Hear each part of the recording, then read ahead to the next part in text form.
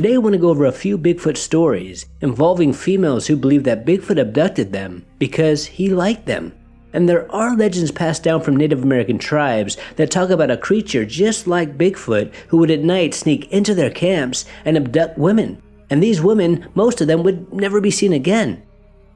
One case happened in 1976 when Sherry, along with her boyfriend and two of their friends, went to Humboldt County in Northern California. This area is extremely isolated, and the reason they wanted to go here is because Sherry's boyfriend was really into cryptozoology, and recently there were a few Bigfoot sightings here. And also, this area is not that far away from Bluff Creek, where Roger Patterson and Bob Gimlin filmed the famous Patterson footage, which is still being debated to this very day. Now, while out on their expedition to find the legendary Bigfoot, Sherry got lost and she disappeared from the group. And for 3 days there was a huge search party out looking for her. And on the third day, she walked into a ski lodge that was pretty far away from where she went missing. And she was out of it. She was also holding onto a bunch of twigs and lilies, which was a bit strange. And at first, she didn't want to talk about what had happened to her. But eventually she told the police her story, and what she said was crazy. She stated that around dusk, she got lost. And while she was trying to find her friends, she saw a huge hairy bipedal creature standing behind a tree just staring at her. And when she made eye contact, this Bigfoot grabbed her and took her to his den, and he held her captive there for 3 days. And during this time, this Bigfoot would bring her stuff like berries, stones, twigs, and even dead birds. And Sherry believed that these were presents and that this Bigfoot liked her. And he kept a very close eye on her, but on the third day, he finally fell asleep and Sherry was able to get away. Now, these officers didn't believe a word she said, and behind her back they called her the Bride of Bigfoot. And today this is a well-known case, but most believe it's nothing more than a hoax, especially considering the boyfriend was really into Bigfoot and cryptozoology. Another interesting thing about this case is that Sherry's boyfriend also stated that he had footage of Bigfoot kidnapping his girlfriend, but he never released it to the public, which is strange. But who knows, maybe the men in black told him not to release it and to never talk about this again. Or more likely it was a hoax and the footage was so bad that they decided not to share it with the world. But still to this day, Sherry insists that this really happened to her. And at this time, there were a lot of documented Bigfoot sightings.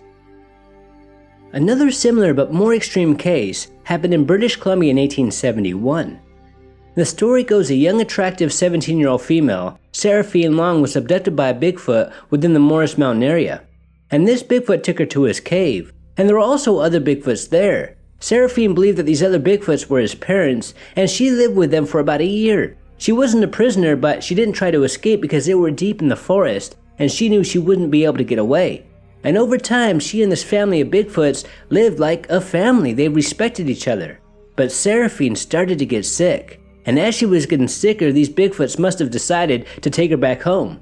So one day the younger Sasquatch blinded her eyes with pine needles and such, just like he did when he took her, and he dropped her off right where he found her. And Seraphine was very happy to be back home, and that very night she gave birth to a half-human, half-Bigfoot hybrid, and this deformed baby died only a couple hours later.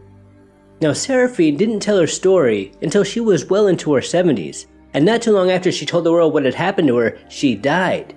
Now, some believe that maybe these were not Bigfoots at all, but wild humans, since this did happen in the 1800s. But what she described was basically a Bigfoot. And the natives of this area told tales of epic battles that they had with these creatures called Sasquatch. And this tribe that lived within this area scared them out of the valley, and they retreated to Mount Morris.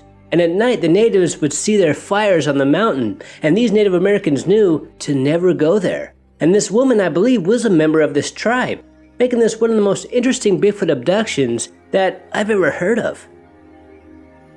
Now, one thing I wonder, if this story is true, what if this Bigfoot couldn't find a mate as their population was declining? So he saw this attractive human woman and decided to take her and bring her home to mom and dad. Another thing is that this woman, according to the way she told her story, didn't really seem to mind that this Bigfoot got her pregnant, which is crazy. But some women do like the idea, as there is a niche for it in romantic novels. Another case that I covered a couple years ago involves a 16-year-old woman and a 43-year-old man, and most likely this was foul play, but the man was never charged as they never could find enough evidence. In 1987, a 16-year-old girl and a 43-year-old man went hiking in Northern California, but the young girl was never seen again, and this older man told the police that he saw Bigfoot kidnap her. Now, of course, the cops were not buying it. They and everyone else believed that this man must have killed her, and that could very well be the case. But after years of trying, the authorities could never find any evidence. Now, here's where things get interesting. First, why would he say that to the police? He must have known that no one would believe that.